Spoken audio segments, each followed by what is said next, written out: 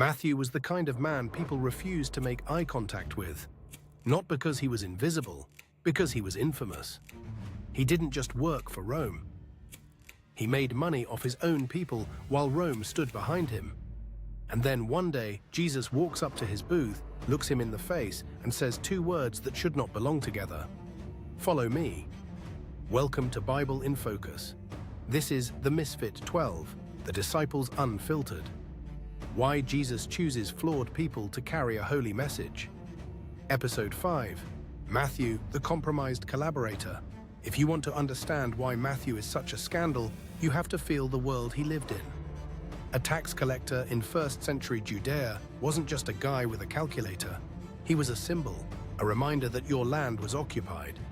Your freedom was limited, your neighbors were watching, and your money, your hard-earned work, was being siphoned off, often with extra fees because tax collectors could take more than required and keep the difference.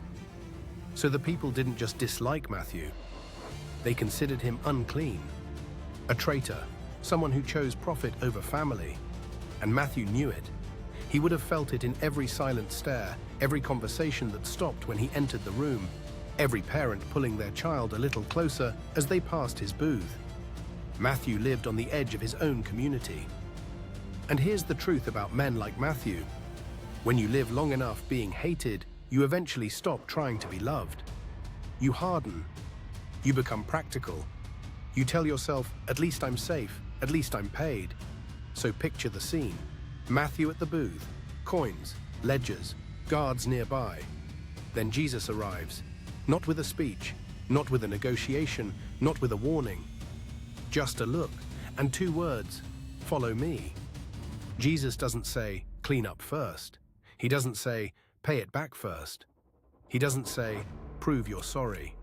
He calls him as he is. Matthew stands up, and that movement, standing up, might be the most expensive decision he has ever made. Because fishing boats can go back to the water. A tax booth doesn't work like that. If Matthew walks away, he's burning a bridge with Rome. He's stepping out from under protection. He's giving up income, security, status, and leverage. And he's walking toward a community that doesn't want him. He's walking toward disciples who will not be thrilled to sit next to him. Because one of the most underrated tensions among the 12 is this: Jesus put enemies on the same team. Matthew the tax collector, and Simon the zealot, a man likely shaped by resistance to Rome. One profits under Rome, one burns with anger against Rome. And Jesus says, you two, you're together now. That is not a small detail. That's Jesus building a new kind of family where identity isn't built on politics, class, or resentment. It's built on him. But Matthew doesn't just follow Jesus quietly. He throws a banquet, a dinner, a public moment. And he invites his friends, other tax collectors and sinners. Why? Because when you've been rejected your whole life, you tend to know other rejected people. And Matthew wants them to meet the one who didn't flinch when he looked at him. The religious leaders see the dinner and they're disgusted. Why does your teacher eat with tax collectors and sinners? In other words, why is Jesus socializing with the wrong people? And Jesus answers with a line that slices through the whole performance of righteousness. It is not the healthy who need a doctor, but the sick. Then Jesus says something Matthew would never forget. I desire mercy, not sacrifice. That's Jesus announcing what Matthew is experiencing in real time. The kingdom doesn't run on reputation, it runs on mercy. Now here's what makes Matthew one of the big ones. Matthew doesn't just get forgiven.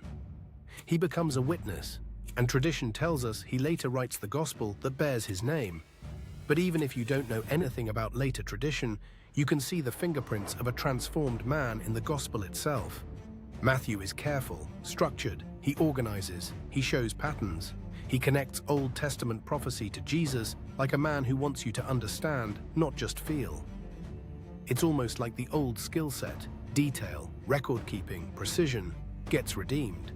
Matthew used to track debts, now he records grace. Matthew used to measure people by what they owed. Now he tells the story of the one who paid what they couldn't. And you can feel the personal edge in Matthew's story. because no one understands the shock of mercy like the person who didn't deserve it. No one treasures a seat at Jesus' table like the person who never had a seat anywhere. So what is Matthew's misfit flaw? It's compromise.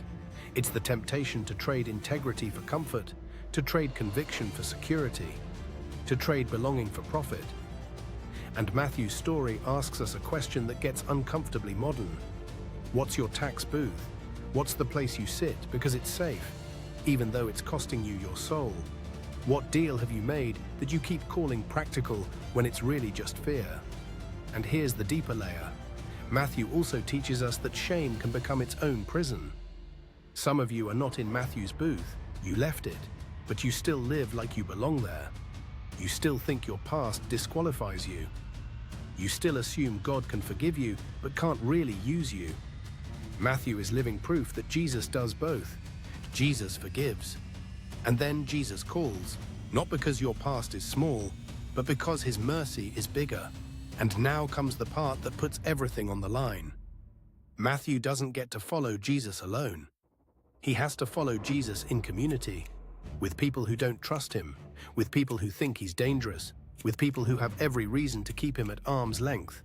And Matthew has to keep showing up anyway. That's sanctification in real life. It's not just private prayer. It's sitting at the same table with people who know your story. It's staying close when you're tempted to run back to what's familiar. It's letting Jesus rebuild your identity from the inside out, from traitor to disciple, from unclean to sent, from taker to giver. Matthew is the ultimate reminder that Jesus is not intimidated by complicated people. He is not afraid of the ones with messy reputations. He is not repulsed by the ones religious people avoid. He walks right up to the booth, he looks you in the face, and he calls you out of it. So here's the question to sit with. If Jesus walked up to the place you hide, your booth, your compromise, your secret deal, what would happen if he said, "Follow me"? Would you argue? Would you delay? Would you bargain? Or would you stand up? Because the most powerful moment in Matthew's story is not the banquet. It's not the controversy. It's not even the gospel he may later write. It's the decision to stand, to leave what was paying him, for the one who was calling him. This is the Misfit 12, the disciples unfiltered. Next time, Simon the Zealot, the revolutionary sitting next to the collaborator. Subscribe to Bible in Focus, and I'll see you in the next story.